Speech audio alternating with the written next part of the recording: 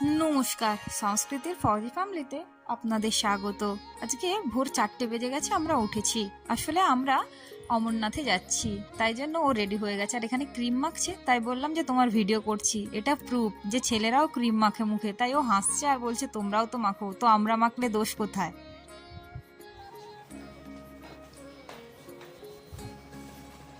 দেখো কেমন এক পায়ে মজা করে ঘুরতেছে। আর সকাল থেকে পটি হয়নি প্রথম কথা, আর রাস্তায় জানেনি কি করো। কেমন লাগছে গো? ঠিক লাগছে? হুম ভালো লাগছে। এবার শুধু সুটা পরবো বাস। হুম চুড়িদার পরলে ভালো হতো না? এটাতে ঠিক আছে। চুড়িদার পরলে ভালো হতো। তুমি তো বললে এটা করতে। আমি কোথায় বলছি? এ বাবা, ভালো লাগছে। হুম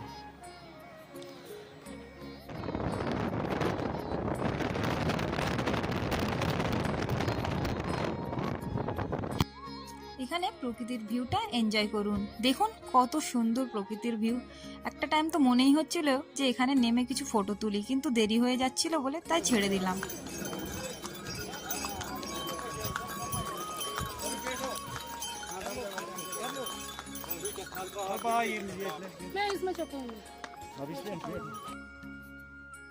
আর এখানকার ভিউগুলো দেখুন।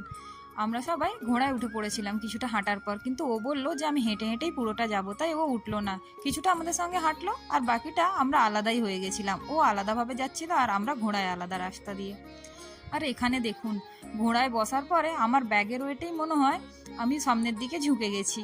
এত মোটা লাগছে আমাকে ভিডিওতে যে আমি নিজেই দেখে হাসছি।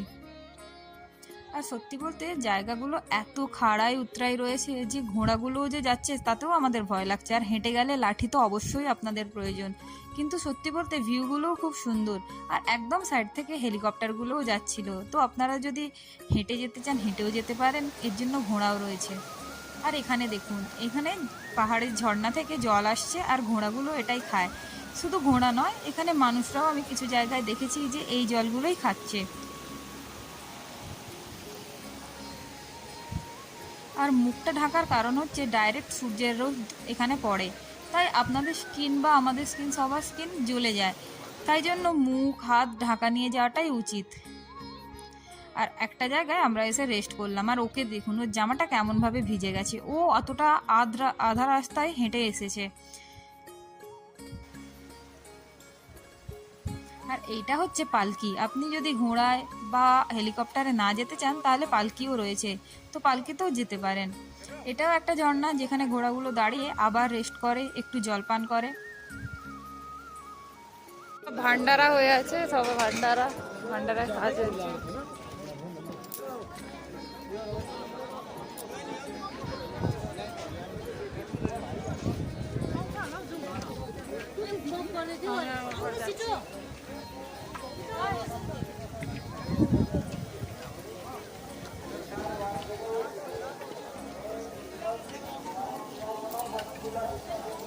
এখান থেকে হাঁটছি, ওই যে দেখা যাচ্ছে গোয়া।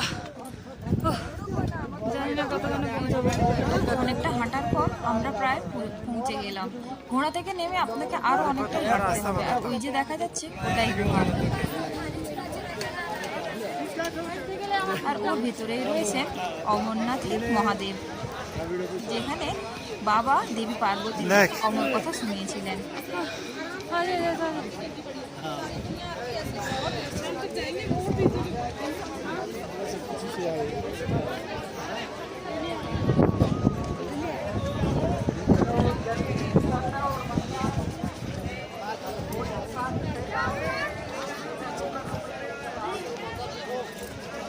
গুহা। আর আমরা এখানে ফোনটা ব্যাগ ট্যাগ সব জমা করে যাবো। লাইন অনেকটা পড়ে গেছে, চলো লাইন।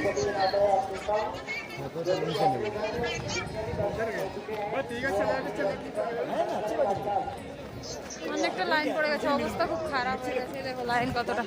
এই লাইন দিয়েছো? ভগবান দর্শন হয়ে গেলে আমরা ভান্ডারায় চলে এলাম খেতে। তো ওখানে ও আর আমি মিলে দুজন মিলেই খাচ্ছিলাম। আর খাবারগুলো সত্যি ভান্ডারার হলেও এত সুন্দর, এত টেস্টি ছিল যে বলার মতন নয়। অনেক কিছুই ছিল, আপনি যেটা হোক খেতে পারেন এখানে। কত কত সুন্দর ভিউ!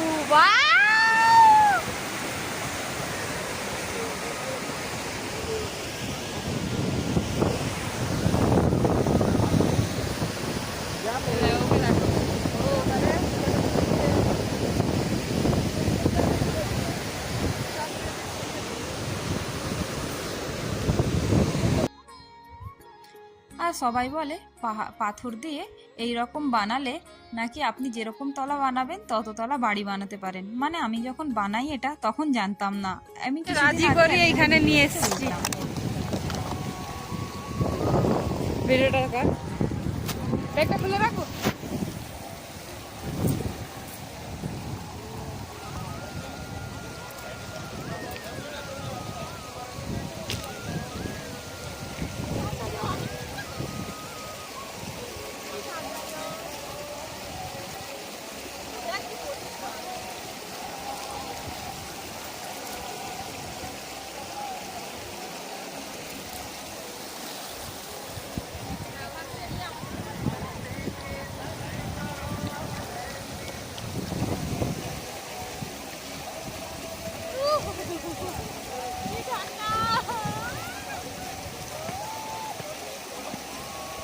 আমি যাওয়ার সময় কিছুটা রাস্তা ঘোড়ায় করে গেছিলাম, কিন্তু আসার সময় পুরো রাস্তাটাই আমি হেঁটে হেঁটে এসেছি। তবে আমার মনে হয়, বলছি একটু পরে।